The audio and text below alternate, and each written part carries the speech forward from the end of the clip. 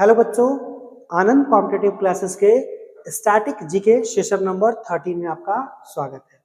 जैसे कि आप लोग रेगुलर वे में डेली आप देख रहे हो बहुत सारे इंपॉर्टेंट क्वेश्चन को, और ये सारा का सारा क्वेश्चन ना आपका जो अभी हाल फिलहाल में जो भी एसएससी जीडी का एग्जाम होने वाला है, या फिर आपका बिहार पुलिस का एग्जाम होने वाला है, या फिर साथ में आप इन फ्यूचर जो भी एसएससी भी दो, इन सभी परीक्षाओं में ये काफी ज्यादा इंपॉर्टेंट होने वाला है। तो आज के सेशन में हम किन प्रश्नों को देखेंगे? तो पहला क्वेश्चन है शिवाजी के गुरु कौन थे, और इसमें हम लोग जितने भी प्रश्न को देखेंगे विद एक्स्ट्रा फैक्ट्स के साथ देखेंगे। ऐसा नहीं जब शिवाजी का प्रश्न आएगा तो शिवाजी से रिलेटेड तमाम प्रश्नों को देखे थे, जन्म कब हुआ, ठीक है, वो राजा कब बने, उनका जो है उनका राज्य कहाँ था, तमाम प्रश्नों जो भी इंपॉर्टेंट महत्वपूर्ण है एग्जामिनेशन के लिए उन सभी को देखेंगे।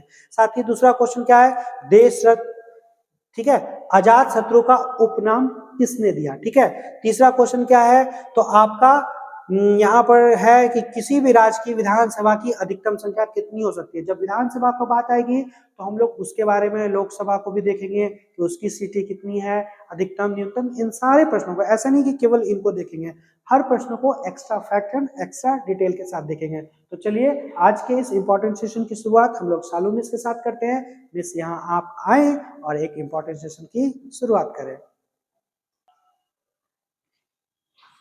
तो चलिए स्टार्ट करते हैं आज का सेशन नंबर 13 और आते हैं क्वेश्चन नंबर फर्स्ट पे।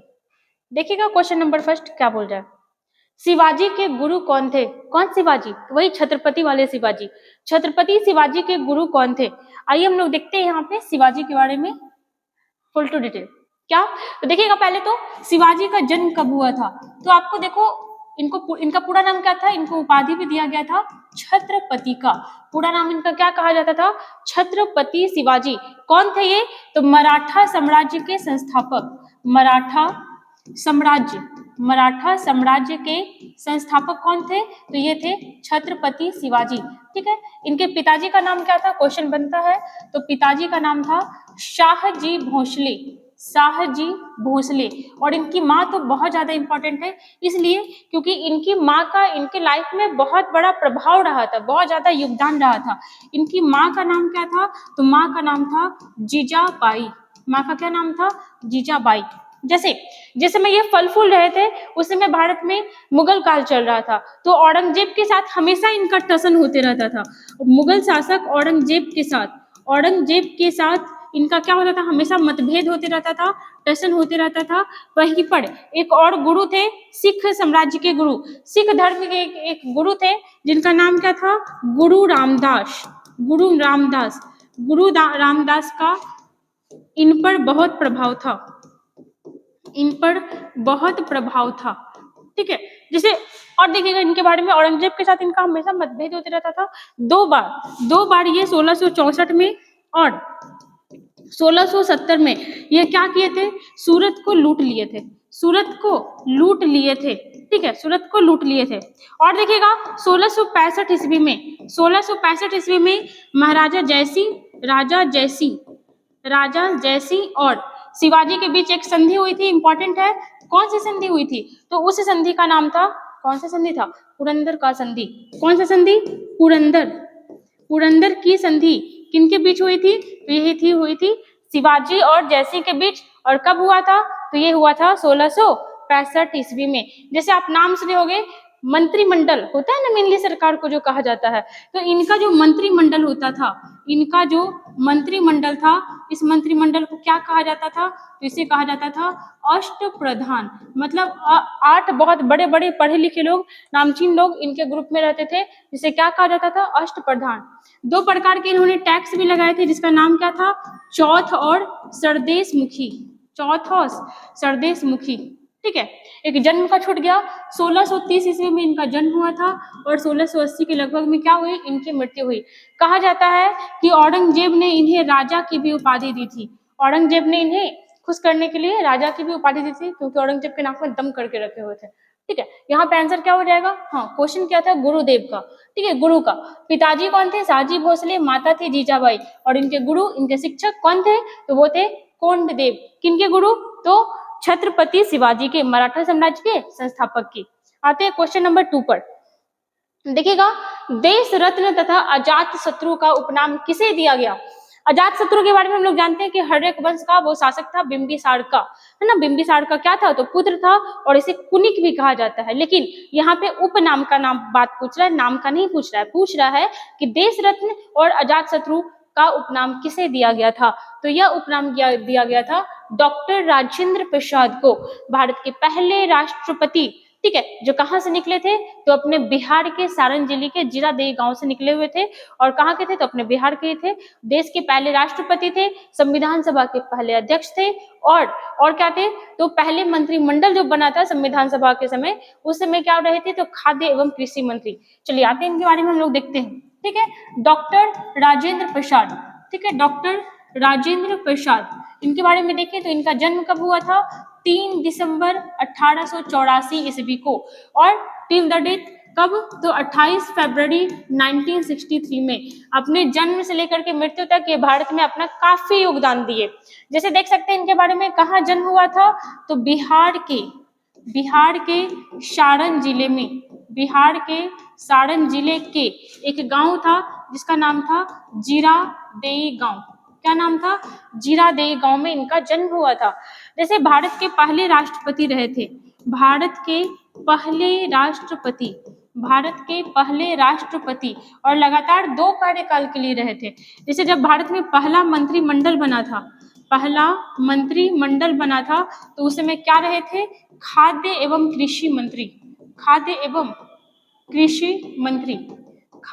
कृषि मंत्री।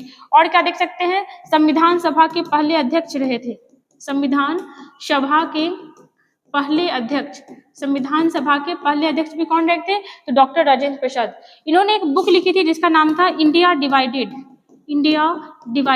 ठीक है। ये पुस्तक किसने लिखा था, तो इन्होंने ही लिखा था। कब लिखा था, तो जब इंडिया का डिवीजन हो रहा था तब, 1945 से लेकर के 1946 के बीच में इन्होंने एक बुक लिखा था जिसका नाम क्या था, इंडिया डिवाइडेड। 1962 में इनको भारत रत्न मिला था।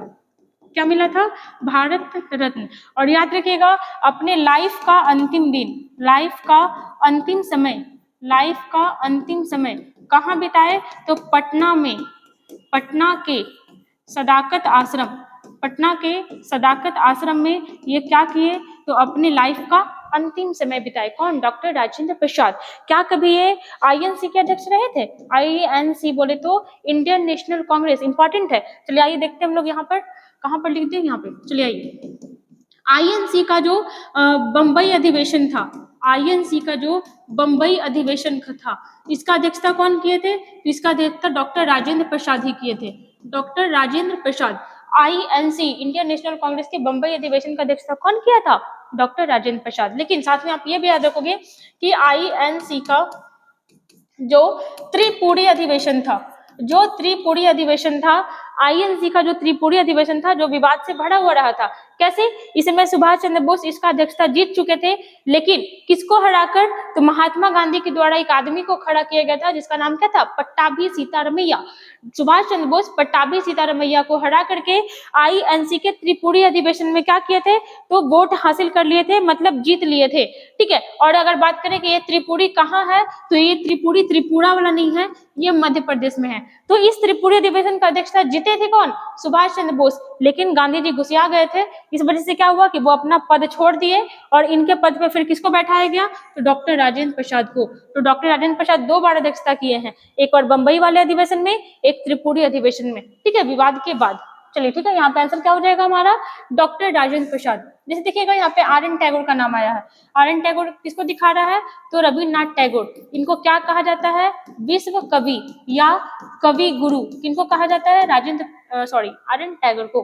भगत सिंह के बारे में बात करें तो इन्हें शहीद ए आजम भी कहा जाता है, ठीक है। एनी बेसेंट के बारे में बात करें तो इन्हें माता बसंत कहा जाता है। जैसे देखिएगा शिवाजी में नाम छूट गया, देखिएगा यहाँ पे शिवाजी वाले में देखिएगा, जैसे गोरिल्ला युद्ध की जो पद्धति थी, ठीक है, गोरिल्ला युद्ध की पद्धति जो है कौन शुरू किया पहली बार, तो शिवाजी के द्वारा। जैसे शिवाजी महोत्सव मनाया जाता है महाराष्ट्र में, ठीक है, शिवाजी महोत्सव किसके द्वारा शुरू किया गया था, तो बाल गंगाधर तिलक, बीजी तिलक के द्वारा शिवाजी महोत्सव चालू किया गया था। चलो आते हैं क्वेश्चन नंबर 3 पे।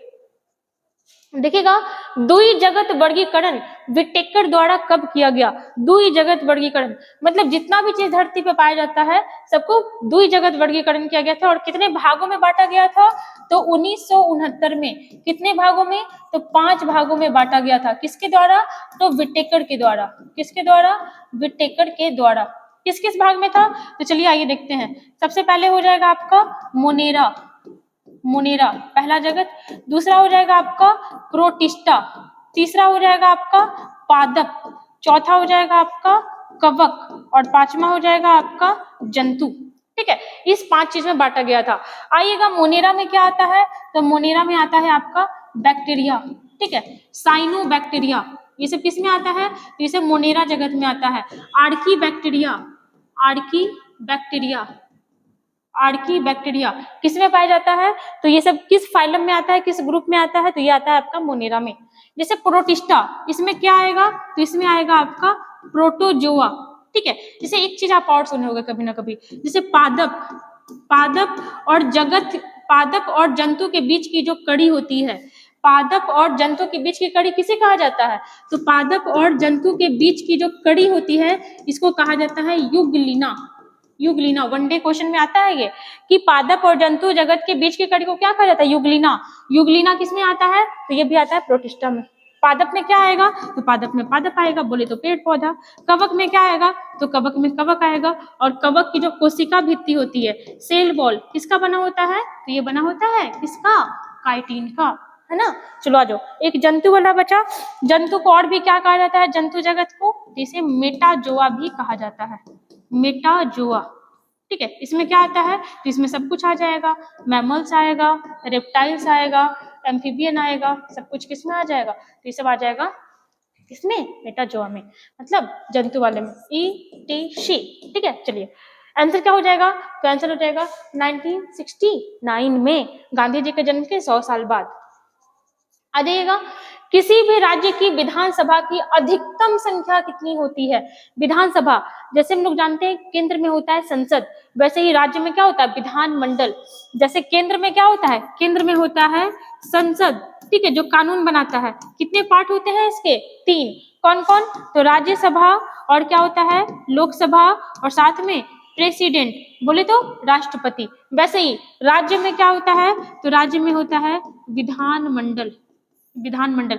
इसके भी कितने पार्ट होते हैं? 3 पार्ट। कौन कौन?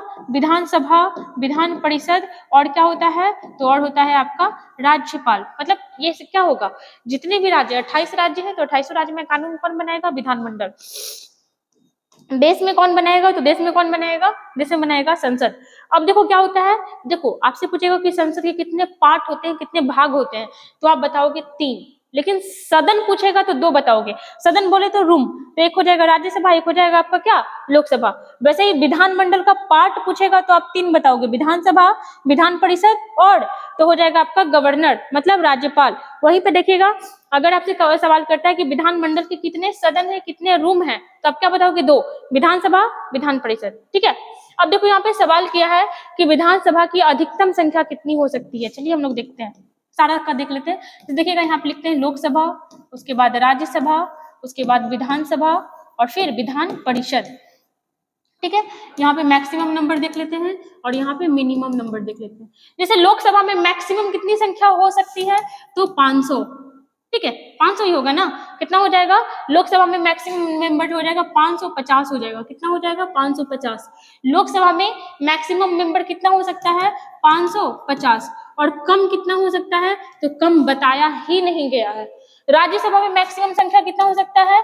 250। और कम, तो कम भी नहीं बताया गया। विधानसभा में आइएगा तो विधानसभा में कम मैक्सिमम कितना हो सकता है? 500। और कम कितना हो सकता है? तो हो जाएगा आपका 60। विधानसभा में मैक्सिमम कितने लोग हो सकते हैं? 500। और कम से कम कितना हो सकता है? तो कम से कम हो जाएगा आपका 60। और विधान परिषद में तो देखो, विधान परिषद का थोड़ा सा कॉम्प्लिकेटेड है। विधान परिषद में कितना मेंबर होगा? हम लोग जानते हैं कि विधान परिषद प्रत्येक राज्य में नहीं है। विधान परिषद कुछ राज्य में, जैसे कहाँ कहाँ है? तो बिहार में है, ठीक है, यूपी में है, महाराष्ट्र में है, कर्नाटक में है, आंध्र प्रदेश में है, और तेलंगाना में है। ठीक है। तो हमको पता है कि विधान परिषद में कितना मेंबर होगा, तो चलो हम लोग एग्जाम्पल के थ्रू उठाते हैं बिहार। बिहार के विधानसभा में जितना सीट रहेगा, ध्यान से सुनिएगा, बिहार के विधानसभा में जितना सीट है, जितना मेंबर है, उसका 1/3 सदस्य कहाँ हो सकता है, तो बिहार के विधान परिषद में। अब ऐसा नहीं है कि आप बिहार का निकालोगे, कंपेयर कर लोगे यूपी वाले के साथ, आंध्र प्रदेश के साथ, तेलंगाना के साथ, नहीं। आप यूपी का निकाल रहे हो कि यूपी के विधान परिषद में कितना मेंबर होना चाहिए, तो आप यूपी के विधानसभा से कनेक्शन करोगे, उससे कंपेयर करोगे, ठीक है। तो हमको पता है कि विधान परिषद में कितना सीट हो सकता है, तो उसी राज्य के विधानसभा में जितने भी मेंबर हैं उसका कितना, तो 1/3 सदस्य। और कम से कम कितना हो सकता है, तो कम से कम हो सकता है 40। कम से कम कितना हो सकता है, तो कम से कम हो सकता है आपका 40। जैसे देखिएगा विधानसभा में क्या बताया गया कि कम से कम कितना होना चाहिए, 60, उससे कम नहीं होना चाहिए। लेकिन फिर भी आपको अगर पता होगा तो जैसे देखिएगा गोवा और मिजोरम, ठीक है, गोवा और मिजोरम, गोवा, मिजोरम और सिक्किम, गोवा, मिजोरम और सिक्किम में कितना कितना सीट है, तो 40 है, यहाँ भी 40 है और यहाँ 32 है। कैसे हो गया, ऐसे पॉसिबिलिटी ही नहीं था ना। विधानसभा में कम से कम कितना होना चाहिए था, 60, लेकिन है कितना, तो गोवा में 40, मिजोरम में 40, सिक्किम में 32। कैसे हो पाया, तो देखो चूंकि कम जनसंख्या था तो कम सीट भी आना था, तो ये प्रावधान किया गया आर्टिकल 371। आर्टिकल 371 प्रीवियस वीडियो में हम चर्चा किए हैं कि आर्टिकल 370 के तहत जम्मू कश्मीर को विशेष राज्य का दर्जा मिला हुआ था, कुछ ज्यादा ही विशेष का मिल गया था। 371 के तहत कुछ और भी राज्य हैं जिसको कुछ कुछ चीज में विशेष राज्य का दर्जा प्राप्त है। जैसे देखो 60 से कम नहीं होना चाहिए, लेकिन यहाँ 60 से कम चल रहा है, 30 भी चल रहा है, 32 चल रहा है, 40 चल रहा है ना। चलो तो यहाँ पे हम लोग देख लिए सारा का, और यहाँ पे आंसर हमारा क्या हो जाएगा, विधानसभा का पूछ रहा है तो हम लगा देंगे क्या, 500, ठीक है। जैसे देखिएगा लोकसभा का चर्चा कहाँ है, तो लोकसभा का चर्चा कैसे हम लोग देखिए याद रखेंगे, सरल, ठीक है। तो ये हो जाएगा आपका लोकसभा का चर्चा है 81 में। राज्यसभा का चर्चा कहाँ है, तो राज्यसभा का चर्चा है 80 में, ठीक है। विधानसभा का चर्चा कहाँ है, तो 170 में, और विधान परिषद का चर्चा कहाँ है, 169 में। एक्चुअली में देखिएगा क्या होगा, विधानमंडल, विधानमंडल आर्टिकल 168 में कहा गया है कि राज्य का काम कौन करेगा, राज्य के लिए कानून कौन बनाएगा, विधानमंडल। और विधानमंडल में हम लोग देखें कि 3 पार्ट होता है, विधान परिषद, विधानसभा और राज्यपाल, ठीक है। तो ये विधान परिषद कितना में हो जाएगा, 169, और ये विधानसभा किसमें हो जाएगा, 170, है ना। अपने बिहार का थोड़ा सा देख लेते हैं, अपने बिहार में विधानसभा सीट कितना है, 243। अगर आपसे पूछता है कि अपने बिहार में विधान परिषद का सीट कितना है, तो ये कितना है, ये है आपका 75। कितना है, 75। अगर आपसे पूछता है अपने बिहार का लोकसभा सीट कितना है, तो क्या हो जाएगा, ये हो जाएगा आपका 40, और राज्यसभा पूछेगा तो ये हो जाएगा 16। चलो ठीक है, आते हैं क्वेश्चन नंबर 5 पर। देखिएगा मेलुहा शब्द किस सभ्यता के लिए प्रयोग हुआ है। मेलुहा शब्द हम लोग जानते हैं कि जिस समय दुनिया का पता भी नहीं था कि कौन क्या कर रहा है, उस समय अपने भारत में एक शहरी नगरीय सभ्यता फल फूल रही थी, जिसे हम लोग किस नाम से जानते हैं, तो या तो सिंधु सभ्यता या हड़प्पा सभ्यता, ठीक है। तो आप याद रखना कि जो मेलुहा वर्ड है, मेलुहा वर्ड है, ये किसके लिए प्रयोग हुआ है, ये हुआ है सिंधु सभ्यता के लिए। और कहाँ प्रयोग हुआ है, तो मेसोपोटामिया, मेसोपोटामिया में कुछ अभिलेख मिले हैं, और उस अभिलेख में मेलुहा के बारे में बहुत कुछ बताया गया, और मेलुहा के बारे में जो कुछ भी जिक्र किया गया उसके बारे में जब पता लगाया गया तो लगा कि जो कुछ भी बताया जा रहा है वो भारत के बारे में बताया जा रहा है। जैसे होता नहीं कि किसी का आदमी बताता है कि वो उसके जैसा लग रहा है, या स्टेटमेंट देता है तो आदमी पकड़ लेता है कि हाँ भाई ये स्टेटमेंट किसका है। जैसे भी कोई बोलेगा भाइयों और बहनों, तो लोग को पता है कि मोदी जी जब भी बात करते हैं, जब भी भाषण देते हैं तो शुरुआत यहीं से करते हैं, तो भाइयों और बहनों से ही लोग पकड़ लेता है कि उन्हीं के बारे में बात होने वाला है। सेम चीज जब मेलुहा का बात होता है तो मेलुहा के बारे में जो भी इंस्ट्रक्शन दिया गया, जो भी उसके बारे में डायरेक्शन दिया गया, पढ़ के पता लगता है कि मेलुहा वर्ड जो है भारत के लिए ही प्रयोग हुआ है। और उस समय भारत में कौन सी सभ्यता चल रही थी, सिंधु घाटी सभ्यता, ठीक है, जिसको हड़प्पा सभ्यता के नाम से भी जाना जाता है। सिंधु घाटी सभ्यता क्यों कहा जाता है, क्योंकि जितनी भी खुदाई हुई और जहां से भी साक्ष्य मिले वो सारे शहर सिंधु नदी या उसके सहायक नदी के आसपास ही बसे हुए थे। हड़प्पा सभ्यता नाम क्यों दिया जाता है, क्योंकि नॉर्मली आप देखना कि होता है घर वगैरह में होता है कि जो बड़ा बच्चा होता है उसी के नाम पे उसकी मम्मी को पापा को सब जानता है। सेम चीज हड़प्पा शहर में ही पहली खुदाई से साक्ष्य मिला। क्या बोले कि सिंधु सभ्यता का जो भी साक्ष्य मिला था तो एक हड़प्पा नाम का शहर था, और यहाँ जब खुदाई हुआ तो जो पहला सामान मिला और उस सामान के बारे में जब पढ़ा गया, जब अध्ययन किया गया तो पता चला कि भाई ये सामान इतना साल पुराना है, और इस समय क्या चल रहा था, सिंधु घाटी सभ्यता। तो इसलिए इसको नाम क्या भी दिया जाता है, हड़प्पा सभ्यता। वैसे सिंधु घाटी सभ्यता के बारे में बात करें तो इसका टाइम पीरियड लगभग, देखो अलग अलग इतिहासकार अलग अलग डेट दिया है, तो आप लगभग में ही देखना 2500 बीसी से 1750 बीसी के नाम से, ठीक है। जैसे सिंधु घाटी सभ्यता, इसका सबसे पहले खोज कौन किया था, सबसे पहले पता कौन लगाया था, तो एक चार्ल्स मैसन नाम का आदमी था, वो गया था यहाँ पे घूमने के लिए, इसको बहुत कुछ पता चला, अपने बुक में भी लिखा, एक ये बुक लिखा था, बुक का नाम था नैरेटिव ऑफ जर्नी। बुक का नाम क्या था, narrative of journey. Narrative of journey नामक बुक में जो था चार्ल्स मैसन चर्चा किया था कि भारत का जो पंजाब प्रांत है, सिंध प्रांत है, वहां पे कुछ कुछ साक्ष्य मिल रहे हैं जो कि भाई उसके बारे में पता लगाना चाहिए, वो ऐसे ही नॉर्मल नहीं है, लेकिन ज्यादा कुछ लोग पता नहीं लगाया। उसके बाद बहुत लोग आया, जैसे ब्रंटन बंधु आया, वो क्या कर रहा था, रेलवे लाइन बिछा रहा था भारत में, उसको भी बहुत सारा खुदाई से सामान मिला, लेकिन वो भी ध्यान नहीं दिया। एक एलेक्जेंडर कनिंघम नाम का आदमी आया, वो भी कुछ ज्यादा खास काम नहीं किया। लेकिन फिर बाद में और भी व्यक्ति आते गए, लॉर्ड कर्जन आया, वो 2 आदमी को रखा, किसको किसको, तो एक तो आदमी हो जाएगा दयाराम शाहनी, दयाराम शाहनी, और एक आदमी हो जाएगा राखल दास बनर्जी, आरडी बनर्जी, ठीक है। ये दोनों आदमी को कार्यभार सौंपा, बोला कि भाई आप चले जाओ हड़प्पा वाले शहर में, आप चले जाओ हड़प्पा वाले शहर में, और आप चले जाओ मोहनजोदड़ो वाले शहर में, और यहाँ पे जाके खुदाई करो, साक्ष्य निकालो, क्रिएट करो। तो 1921 ईस्वी में, 1921 ईस्वी में, और इनको 1922 ईस्वी में साक्ष्य मिला, ठीक है, साक्ष्य मिला। जो आपका हड़प्पा है ये रावी नदी के तट पर है, रावी नदी के तट पर, और जो मोहनजोदड़ो है ये सिंधु नदी के तट पे बसा हुआ है, यहाँ से साक्ष्य मिला। और फाइनली 1921 ईस्वी में ये क्लियर हो गया कि भारत में कोई सभ्यता बहुत पुराने टाइम में फली फूली थी। कब पता चला, तो 1921 ईस्वी में पता चला। कब, 1921 ईस्वी में हम लोग को पता चला किसके बारे में, सिंधु घाटी सभ्यता के बारे में, ठीक है। चलो अच्छा, तो सिंधु घाटी सभ्यता अपने आप में बहुत बड़ा चैप्टर है, पॉसिबल नहीं है कि आदमी इसको 5-10 मिनट में बता दे। थोड़ा बहुत जानकारी देखते हैं, जैसे देखते हैं सिंधु घाटी सभ्यता में सबसे बड़ा स्थल, सबसे बड़ा शहर कौन सा था, मोहनजोदड़ो, जो आज भारत का हिस्सा नहीं रहा, अभी कहाँ चला गया, तो ये पाकिस्तान वाले बंटवारे में बट गया। आगे देखिएगा, आपसे पूछता है कि भारत में अभी सबसे बड़ा कौन सा है, तो भारत में हो जाएगा राखी गढ़ी, राखी गढ़ी जो है कहाँ, तो हरियाणा में। और अभी यहाँ क्या हो रहा है, तो यहाँ हड़प्पा सभ्यता का संग्रहालय बनाया जा रहा है, हड़प्पा सभ्यता का, हड़प्पा सभ्यता का संग्रहालय बनाया जा रहा है, कहाँ, तो राखी गढ़ी में। एक नाम और, धौलावीरा, ठीक है, कौन सा नाम, धौलावीरा, ये शहर कहाँ है, तो ये है गुजरात में, ठीक है। यहाँ पे क्या हुआ, तो इसको यूनेस्को में शामिल किया गया है, ठीक है। धौलावीरा को किस में शामिल किया गया, तो धौलावीरा को यूनेस्को में शामिल किया गया है। और यहाँ पे हम लोग देखें, सिंधु सभ्यता को किस नाम से जाना जाता था, मेलुहा के नाम से जाना जाता था, ठीक है। क्वेश्चन नंबर 6 पे आते हैं। कुछ हीरे जो काले होते हैं वो क्या कहलाते हैं, हीरा काला होता है, पता था, हीरा को लोग हमेशा उजला ही देखा है। कुछ हीरे काले भी होते हैं, उनका काम क्या होता है, तो उनका काम होता है शीशा को काटना, शीशा को काटने के लिए वो यूज में आते हैं, शीशा को काटने के लिए यूज में आते हैं। कौन सा, तो काला हीरा, और वो क्या कहलाता है, यह कहलाता है क्या, बोट, क्या कहलाता है, बोट। आपको पता होना चाहिए कि हीरा का जो अपवर्तनांक होता है ये कितना होता है, 2.42।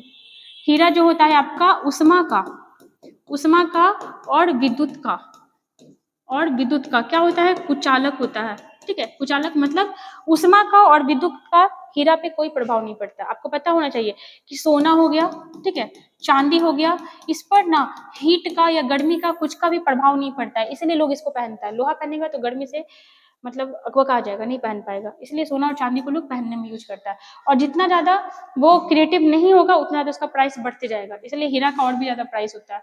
इसे देखिए और भी इसके बारे में, हीरा के बारे में, हीरा का सबसे ज्यादा उत्पादन कहाँ होता है, तो ये होता है रूस में। किस चीज का, तो कच्चा हीरा का, कच्चा हीरा का सबसे ज्यादा उत्पादन कहाँ होता है, रूस में। अपने भारत में बात करें तो भारत में कटाई वटाई होता है, कहाँ होता है, तो एमपी में होता है। गुजरात का एक शहर है, कहाँ, तो सूरत, ये सब में क्या होता है, तो हीरा का कटाई वटाई होता है, कहाँ होता है, तो ये सब शहर में होता है, ठीक है। ये जो आपका हीरा होता है इसमें अम्ल क्षार भस्म सबका कोई भी असर नहीं पड़ता है, नॉन क्रिएटिव है, इसलिए क्या होता है लोग इसको पहनता है और बहुत ही कॉस्टली होता है ना। चलो आते हैं क्वेश्चन नंबर 7 क्या कह रहा है, इनमें से कौन सा अंग पक्षियों में नहीं पाया जाता है, देखते हैं हम लोग यहाँ पे। चलिए देखिएगा, क्वेश्चन कर रहा है हमसे, इसमें से कौन सा अंग पक्षियों में नहीं पाया जाता है। सबसे पहले आइएगा पक्षी, पक्षी का जो अध्ययन होता है क्या कहलाता है, स्टडी ऑफ बर्ड्स क्या कहलाता है, देखिएगा यहाँ पे तो पता होगा आपको, कहलाता है ऑर्निथोलॉजी, ऑर्निथोलॉजी। ये क्या होता है, तो देखो लॉजी मतलब होता है किसी भी चीज का अध्ययन, ऑर्निथोलॉजी क्या होता है, तो पक्षियों का अध्ययन। बात करें पक्षी के बारे में तो देखिएगा क्या इसमें हर्ट पाया जाता है, तो हम लोग कल वाले सेशन में भी लगता है देखे थे हर्ट के बारे में, जिसमें हम लोग देखे थे कि पक्षी में और मैमल्स में एक टाइप का ही हर्ट पाया जाता है। एक टाइप का मतलब साइज में नहीं, जैसे देखो हम लोग जानते हैं कि इंसान का हर्ट जो होता है लगभग इस टाइप का होता है 4 चैम्बर में बटा होता है। तो ऐसा ही होता है आपका पक्षी का भी, 2 ठो ऑरिकल होता है और 2 ठो वेंट्रिकल होता है। कहाँ होता है, तो ये पक्षी के हर्ट में होता है। इट मीन्स कि हर्ट तो पाया जाएगा। विंग्स में आइएगा, अगर बात करें विंग्स, तो विंग्स जो होता है इसका मतलब होता है पंख। पंख का मेनली काम क्या होता है, तो पक्षियों के बॉडी को गर्म करने के लिए क्या रखा जाता था, पंख रखा जाता था। लेकिन इसका यूज कहाँ कर लेता है पक्षी, तो उड़ने में। तो आपको पता होना चाहिए कि विंग्स तो होगा ही होगा। नेक्स्ट आएगा यूरिनरी ब्लैडर। तो यूरिनरी ब्लैडर जो होता है पक्षियों में नहीं होता है। यूरिनरी ब्लैडर मूत्राशय जिसको कहा जाता है वो पक्षियों में नहीं होता है, आप ये याद रखना। चलिए देखिए कुछ पक्षियां हैं तो हम लोग फैक्ट के बेसिस पे देखते हैं। जैसे सबसे तीव्रतम पक्षी मतलब तेज उड़ने वाला पक्षी कौन सा है, तो ये हो जाएगा आपका अवाबिल। अवाबिल, ठीक है। एक क्वेश्चन आएगा आपका उड़ न सकने वाली पक्षी। उड़ न सकने वाली पक्षी कौन कौन सा हो जाएगा, तो ये हो जाएगा आपका कीवी। कीवी और क्या हो जाएगा, एमू, ठीक है। दूसरा हो जाएगा आपका शुतुरमुर्ग। शुतुरमुर्ग, ठीक है। तीसरा आपका क्या हो जाएगा, पेंगुइन। पेंगुइन ये क्या होता है, ये सब न उड़ सकने वाला पक्षी। आपको पता होना चाहिए कि अंटार्कटिका में आपका पेंगुइन पाया जाता है और ये नहीं उड़ सकता है। जैसे सबसे बड़ा पक्षी कौन सा हो जाएगा, शुतुरमुर्ग, है ना। और सेकंड बड़ा पक्षी कौन सा हो जाएगा, तो ये हो जाएगा एमू। आपको ये भी पता होना चाहिए। और सबसे छोटा पक्षी कौन सा हो जाएगा, तो ये हो जाएगा आपका हमिंग बर्ड। हमिंग बर्ड, ठीक है। चलो यहाँ पे आंसर क्या हो गया, ऑप्शन नंबर सी। आते हैं क्वेश्चन नंबर 9 पर। क्वेश्चन नंबर 8 पर, बाह पर काली पट्टी किस चीज की प्रतीक है। बाह पर काली पट्टी, तो आप देखते होंगे कि जब भी कोई जुलूस में, धरना में, आंदोलन में निकलता है तो बाह पर पट्टी बांध के निकलता है। तो किस चीज का ये प्रतीक होता है, ये प्रतीक होता है विरोध का, शोक का और दुख का। इसका क्या प्रतीक होता है, बाह पर काली पट्टी, है ना। चलो आगे आइएगा, परिवार नियोजन का प्रतीक क्या होता है, तो परिवार नियोजन का प्रतीक होता है लाल त्रिकोण। लाल त्रिकोण। संधि या समर्पण का प्रतीक क्या होता है, तो ये क्या होता है, सफेद झंडा। क्या होता है, तो सफेद झंडा जो होता है ये क्या होता है, संधि या समर्पण का प्रतीक, सफेद झंडा। और चक्र जो होता है ये तो पता होगा, प्रगति का प्रतीक होता है। प्रगति का, हमेशा आगे बढ़ते रहने का प्रतीक क्या होता है, तो ये होता है आपका चक्र। क्वेश्चन नंबर 9 पर आते हैं। नागालैंड दिवस कब मनाया जाता है। नागालैंड दिवस, सबसे पहले तो आइएगा नागालैंड क्या है ये, तो ये भारत का एक राज्य है जिसकी राजधानी कहाँ है, तो राजधानी है कोहिमा। कब राज्य बना था, तो ये भारत का 16वां राज्य बना था, ठीक है। कब बना था, तो 1 दिसंबर 1963 को। तो इस तरीके से 1 दिसंबर को कौन सा राज्य मनाया जाता है, नागालैंड दिवस मनाया जाता है ना। चलो आ जाओ और देखते हैं नागालैंड के बारे में। जैसे नागालैंड जो है आपका कितने नंबर का राज्य बना था, 16वें नंबर का। किससे अलग हुआ था, तो अलग हुआ था किससे, असम से। पूर्वोत्तर का ऐसे भी मैक्सिमम राज्य जो है आपका असम से ही अलग हुआ है। जैसे यहाँ देखिएगा एक कोन्याक जनजाति पाया जाता है। कोन्याक जनजाति, ठीक है, कहाँ पाया जाता है, तो नागालैंड में ही। और कोन्याक महोत्सव भी एक होता है, तो ये भी कहाँ मनाया जाता है, ये भी हो जाएगा आपका नागालैंड में, है ना। जैसे देखो 1 दिसंबर से लेकर के 10 दिसंबर तक एक फेस्टिवल मनाया जाता है, बहुत इंपॉर्टेंट फेस्टिवल है, हॉर्नबिल महोत्सव। हॉर्नबिल महोत्सव कहाँ मनाया जाता है, तो नागालैंड में। कितने दिनों का फेस्टिवल होता है, 10 दिनों का।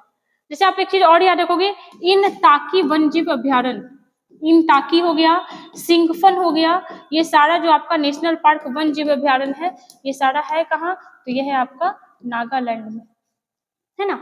चलो जैसे 1 मई देखिएगा, तो 1 मई को क्या हुआ था, 1 मई को महाराष्ट्र और गुजरात दिवस मनाया जाता है। 1 अप्रैल को तो इस दिन उत्कल दिवस मनाया जाता है, उड़ीसा, है ना, उड़ीसा की स्थापना हुई थी। 1 मई 1960 को, 1 मई 1960 को कौन सा राज्य बना था, तो महाराष्ट्र और गुजरात। 1 अप्रैल 1936 को कौन सा राज्य बना था, तो उड़ीसा। 22 मार्च 1912 को कौन सा राज्य फॉर्म में आया था, तो यह आया था अपना बिहार, ठीक है। तो ये सब क्या हो गया, उसका स्थापना दिवस। चलिए आते हैं क्वेश्चन नंबर 10 पे, और आज का लास्ट क्वेश्चन। इनमें से कौन सा महाराष्ट्र की लोक कला है? महाराष्ट्र की लोक कला के बारे में आपसे पूछा है। लोक कला क्या होता है? तो लोक कला किसी पर्टिकुलर एक ही राज्य में होता है, ठीक है। जैसे मधुबनी क्या है? कला। तो ये कहाँ का है? अपने बिहार का है। तो ऐसे ऐसे बहुत सारे होते हैं। जैसे देखिएगा यहाँ पे क्वेश्चन किया है आपका महाराष्ट्र का, तो महाराष्ट्र का क्या हो जाएगा? तो महाराष्ट्र का हो जाएगा रंगोली। रंगोली कला जो है कहाँ का है? तो यह है महाराष्ट्र का। जैसे देखिएगा यहाँ पे गोदना, गोदना बोले या फिर आपको अहपन बोले, ये दोनों कहाँ का है? तो ये दोनों है कहाँ का? बिहार का, ठीक है। जैसे मेहंदी और मांडना, मेहंदी और मांडना बोले तो ये कहाँ का है? यह है भारत का सबसे बड़ा राज्य, कहाँ का? राजस्थान का। एरिया वाइज सबसे बड़ा है ना। और चौक पूर्णा के बारे में पूछे तो ये कहाँ का है? यह है यूपी का। चौक पूर्णा जो लोक महोत्सव है ये कहाँ का है? यह है आपका यूपी का, जो जनसंख्या की दृष्टि से सबसे बड़ा राज्य है। और राजस्थान के बारे में देखें तो ये आपका क्षेत्रफल की दृष्टि से क्या है? तो सबसे बड़ा राज्य है, ठीक है। क्वेश्चन बनते हैं एग्जाम में लोक कला से रिलेटेड क्वेश्चन, ठीक है। चलिए यहाँ पे हमारा 10 क्वेश्चन कंप्लीट हुआ विथ एक्स्ट्रा फैक्ट के साथ। ऐसे ही हमारे साथ बने रहिए, पढ़ते रहिए और वीडियो को लाइक और सब्सक्राइब करिएगा।